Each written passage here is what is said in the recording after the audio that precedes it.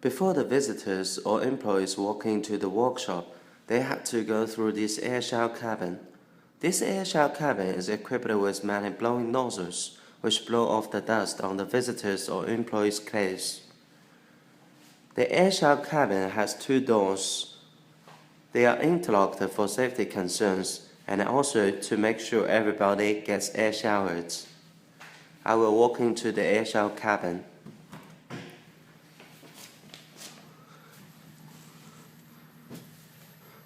When I am inside the air shower cabin, I cannot push the door on the other side open until I get air showered.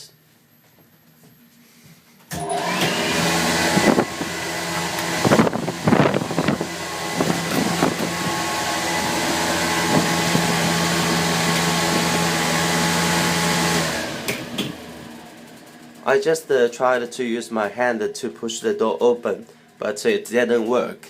Not until the air blowing finishes, I can open the door.